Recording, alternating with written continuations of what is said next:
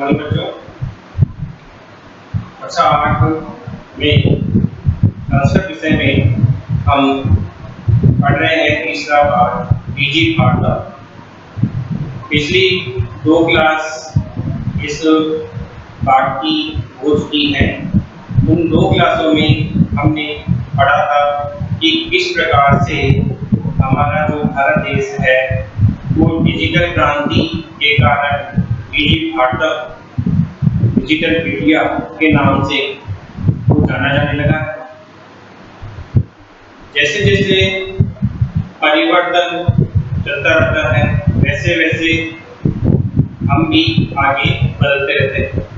वही इस पाठ में बताया गया है कि पहले जब हम प्राचीन समय में भारत की बात करें तो उस समय हम मौखिक रूप से ज्ञान को ग्रहण करते थे और मौखिक रूप से ज्ञान को बताते थे।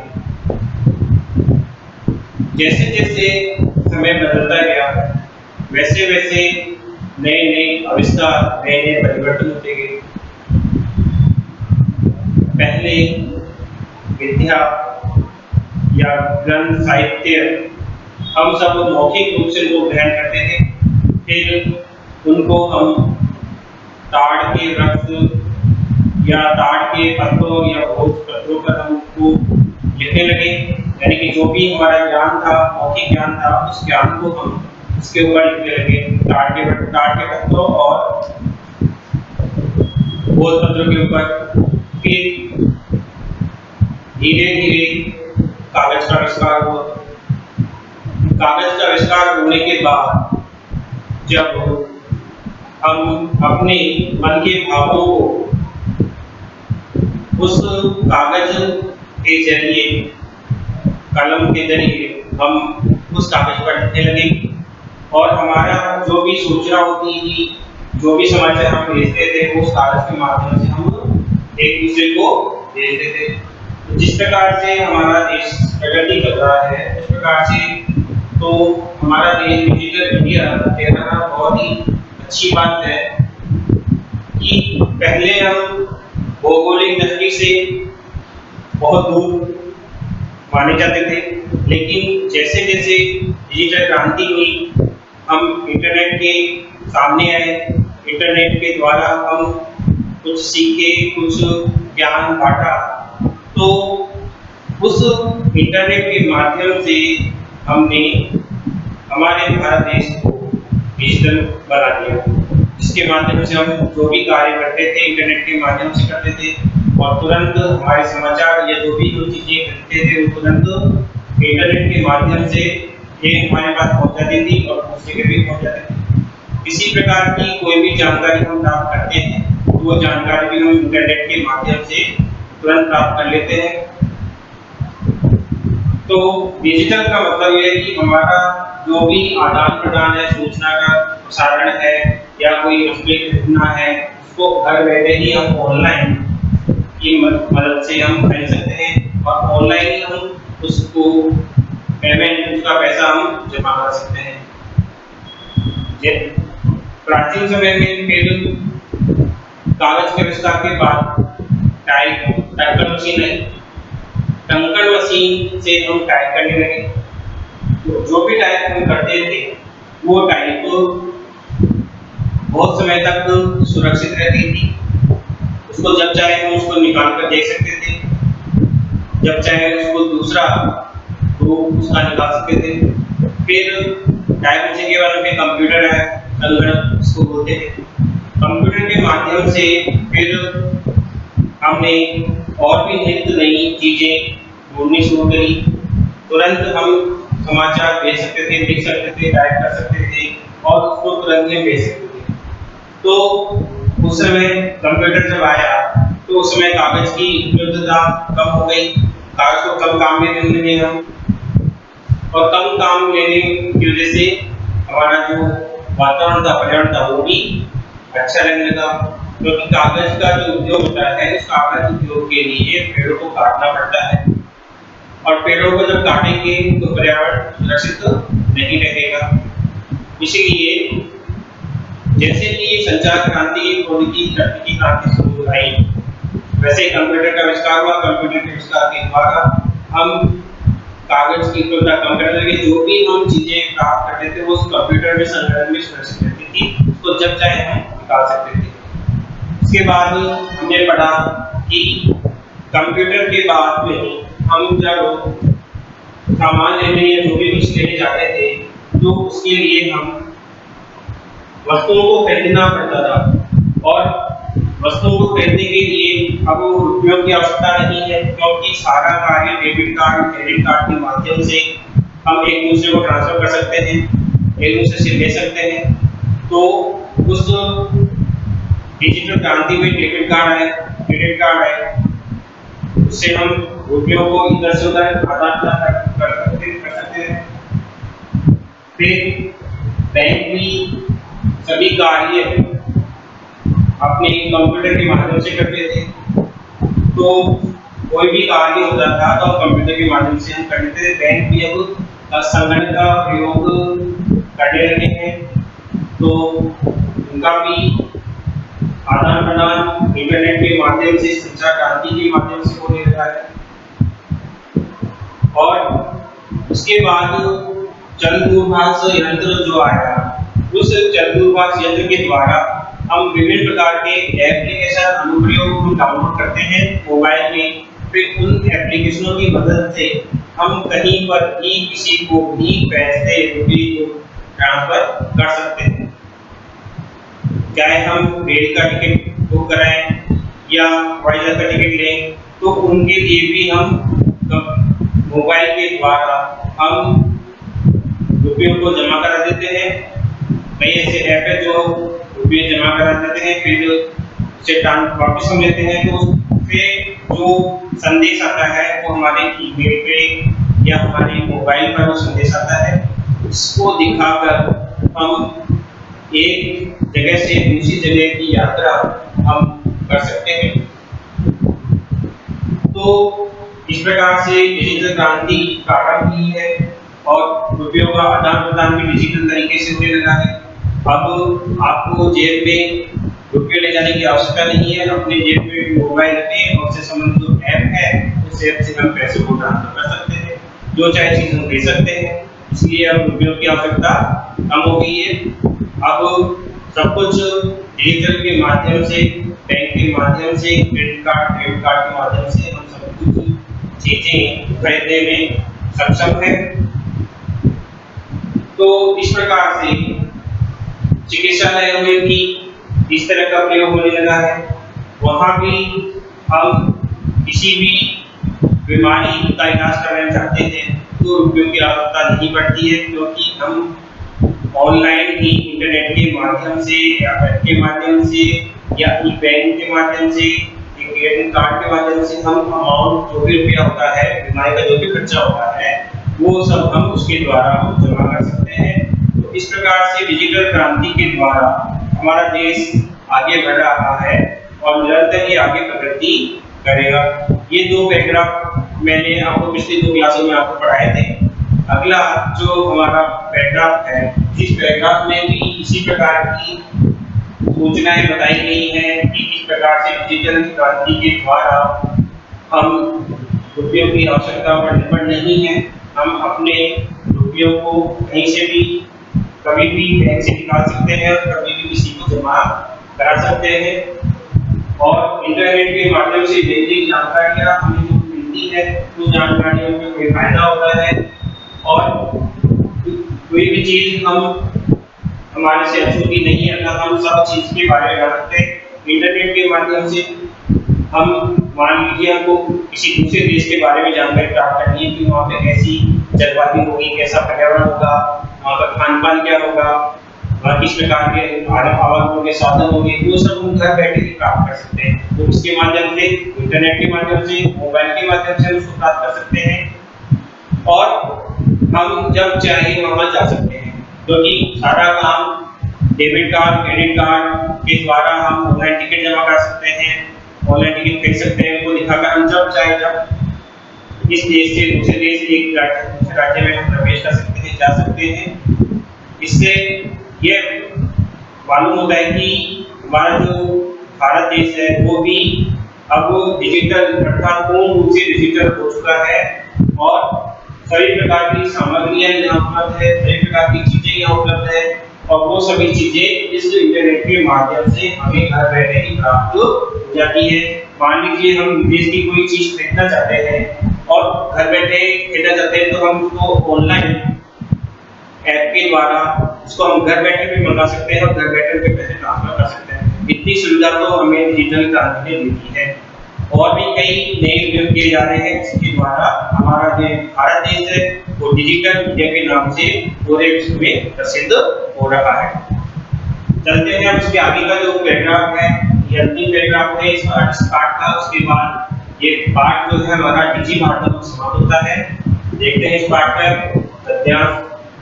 तददिनं न दूरं तददिनं न दूरं यदा वयं हस्ते एकमात्रं चलदूरभाषयन्त्रमादाय सर्वाणि कार्याणि साधयितुं समर्था भवेम।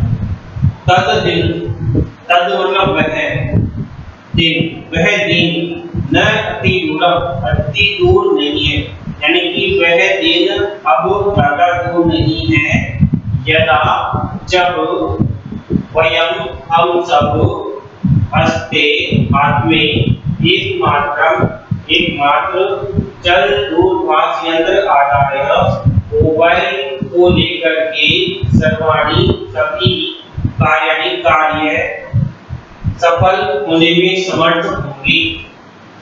कह रहे हैं कि इस डिजिटल क्रांति के द्वारा वह दिन अब दूर नहीं है कि हम सब हाथ में एक मोबाइल के द्वारा सभी कार्य सफल करने में समर्थ होंगे।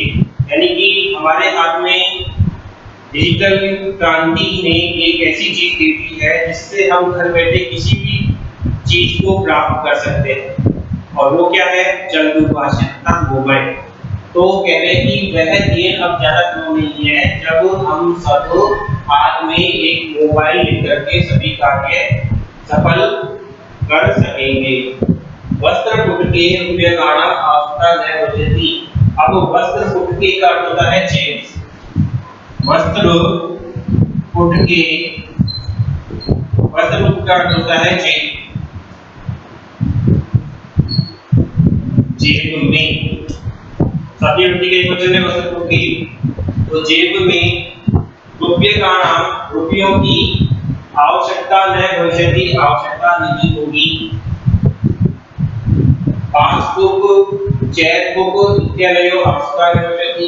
पासबुक की और चेकबुक इन दोनों की आवश्यकता भी नहीं होगी।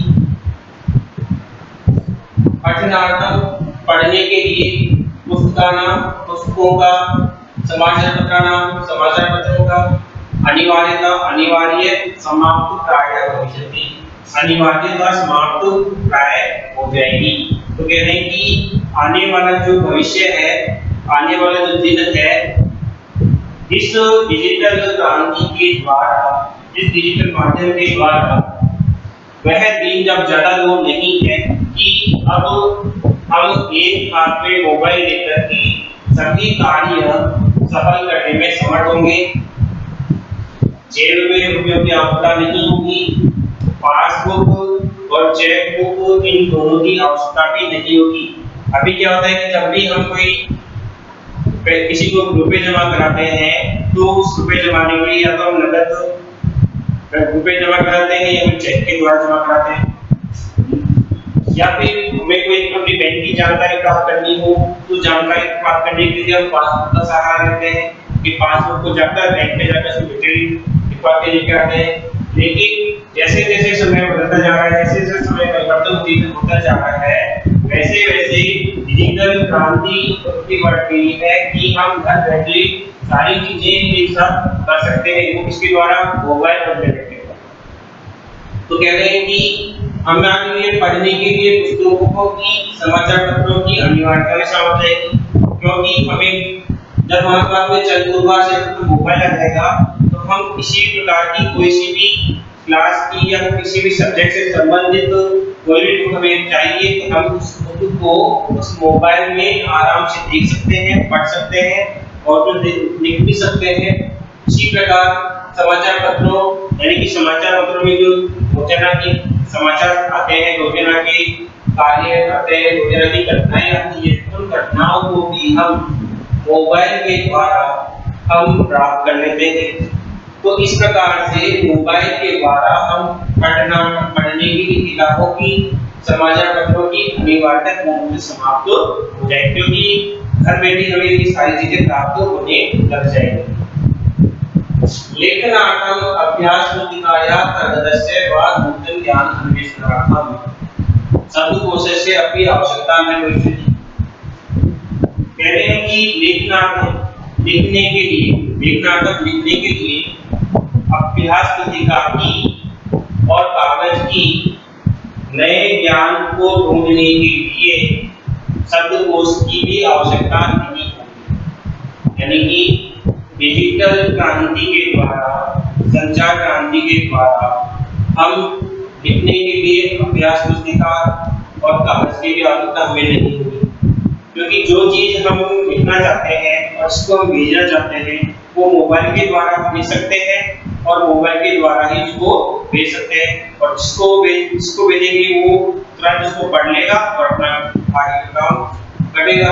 तो इस प्रकार से लिखने के लिए भी अभ्यास पुस्तिका और कागज की आवश्यकता नहीं होगी, और नया ज्ञान प्राप्त करने के लिए शब्दकोश की भी आवश्यकता नहीं होगी, क्योंकि हमें किसी मीनिंग्स की या किसी शब्द का अर्थ जानना है तो वो भी हम शब्दकोश के द्वारा, पहले शब्दकोश के द्वारा थी मोटी जो बुकें थी वो पढ़ते थे, उसमें हम ढूंढते थे शब्दकोश।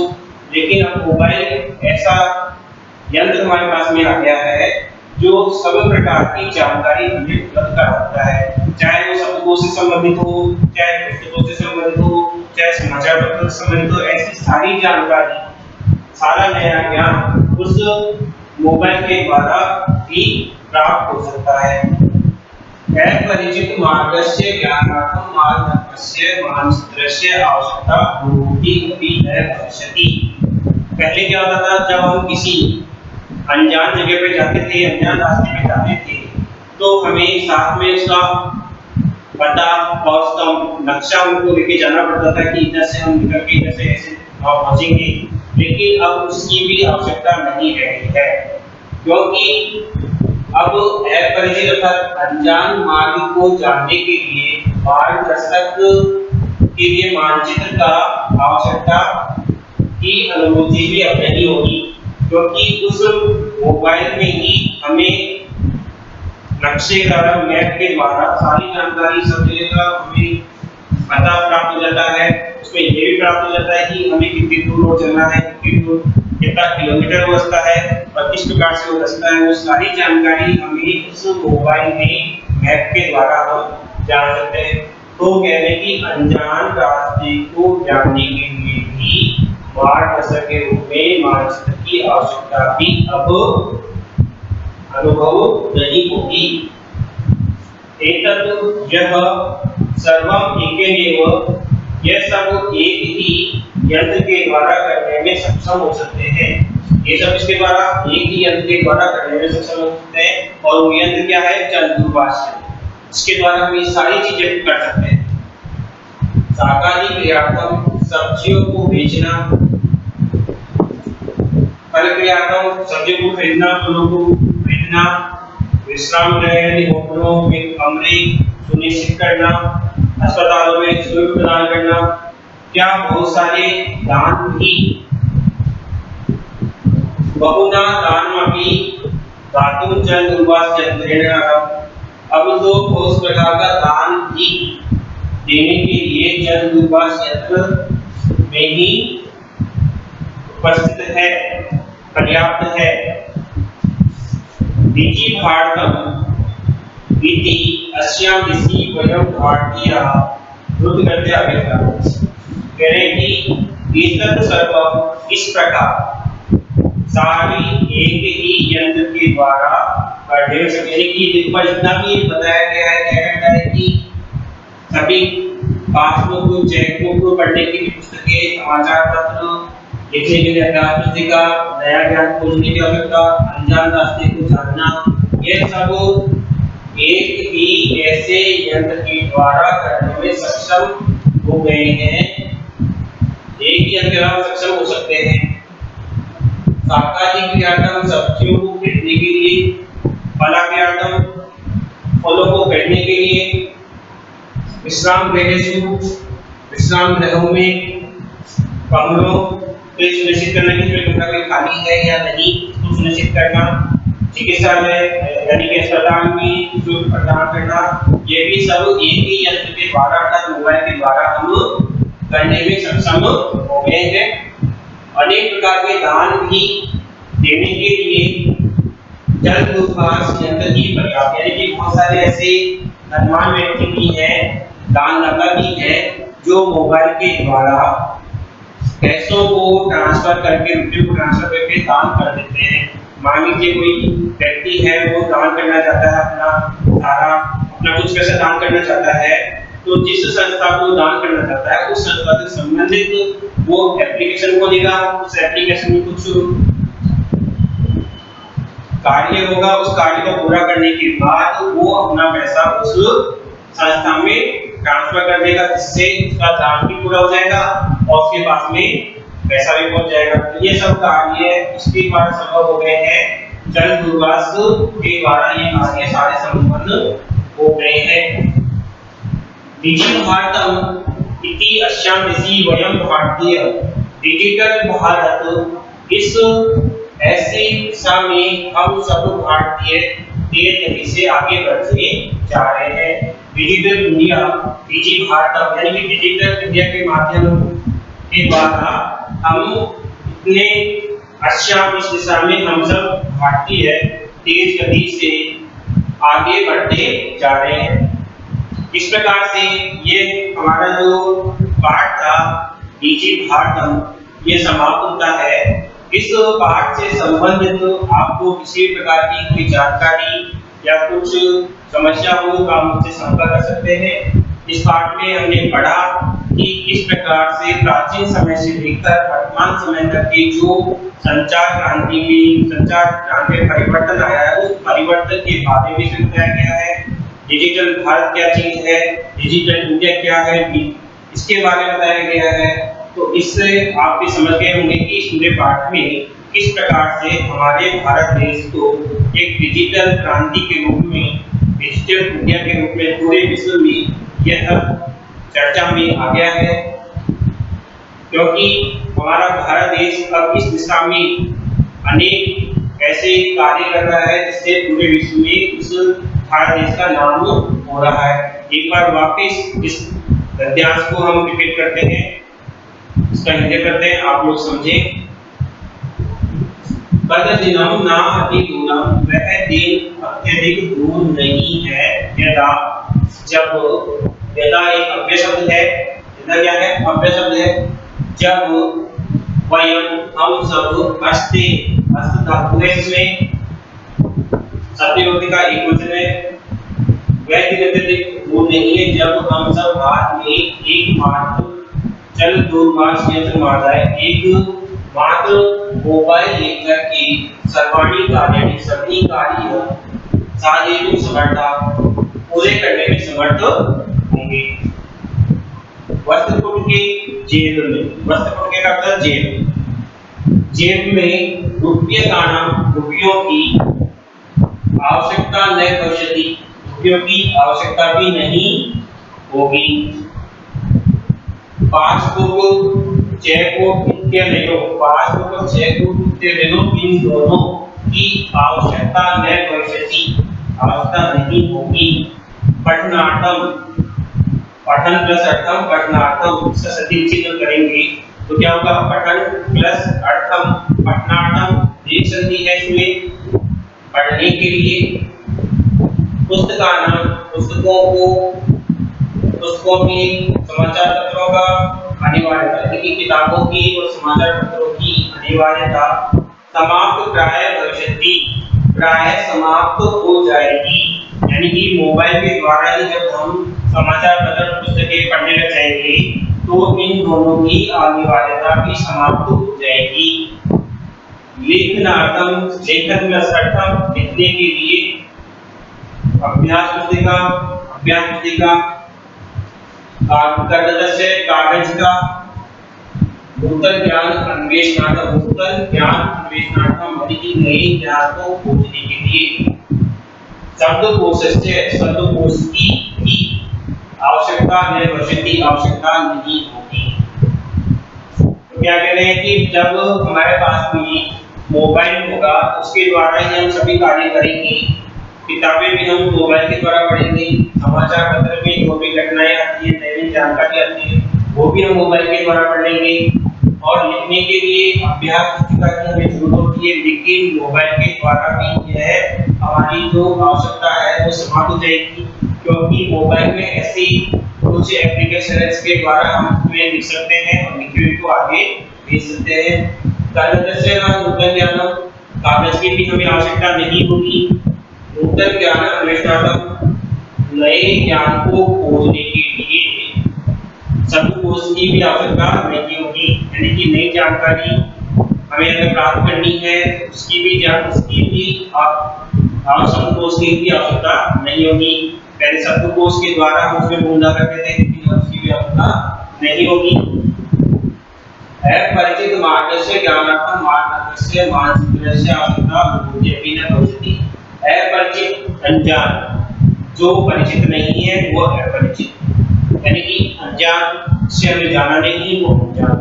अनजान मार्ग से, मार्ग इसमें शब्द है, षष्ठी विभक्ति का एकवचन है।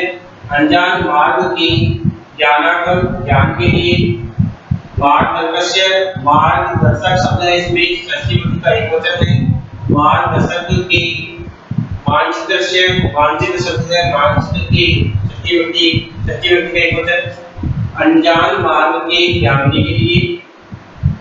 और मार्गदर्शक मानचित्र की भी आवश्यकता या अनुभूति नहीं होगी।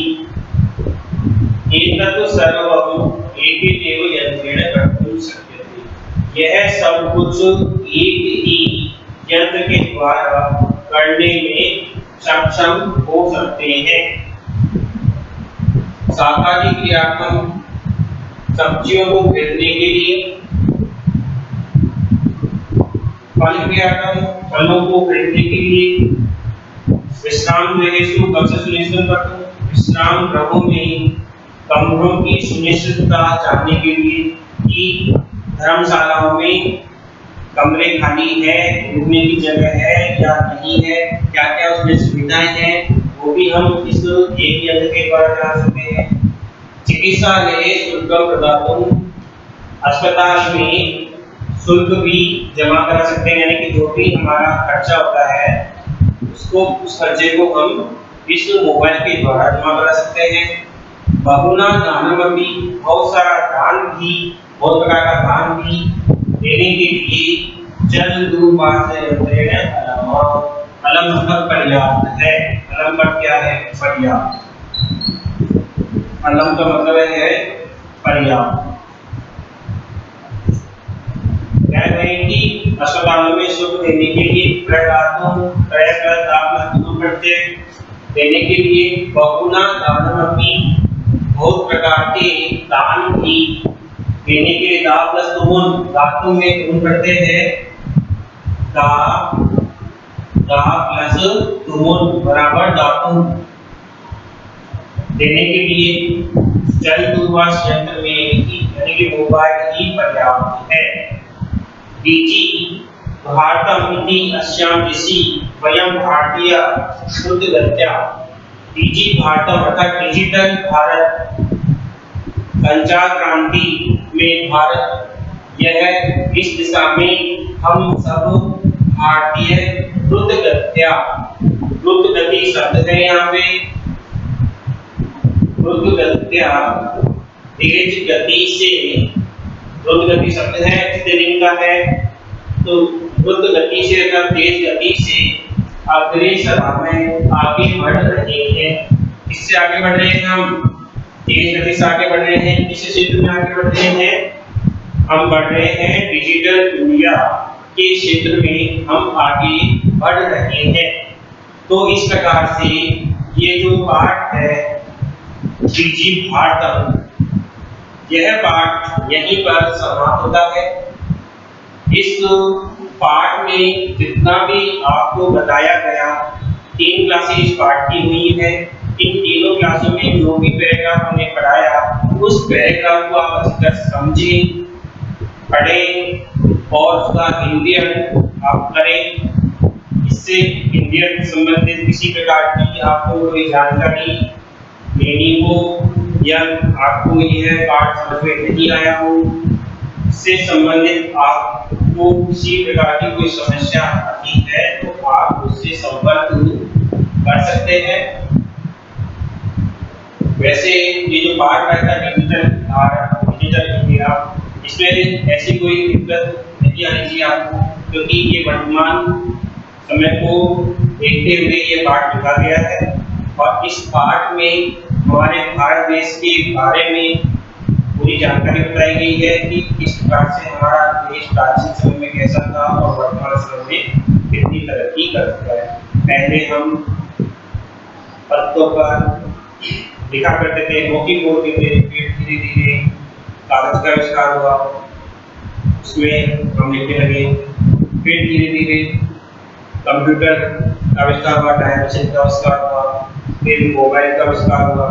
तो हमारा जो भी ज्ञान है वो सब इन सब में सुरक्षित रहता है। इसलिए यह डिजिटल इंडिया जो पाठ है वो आधुनिक समय को देखते हुए लिखा गया है और वर्तमान समय में इसी की आवश्यकता है। इस पाठ से संबंधित आपको कोई जानकारी पूछनी हो तो आप मुझसे संपर्क कर सकते हैं। अगली क्लास में हम अगला कोई चैप्टर होगा उसके बारे में जानकारी दी। धन्यवाद।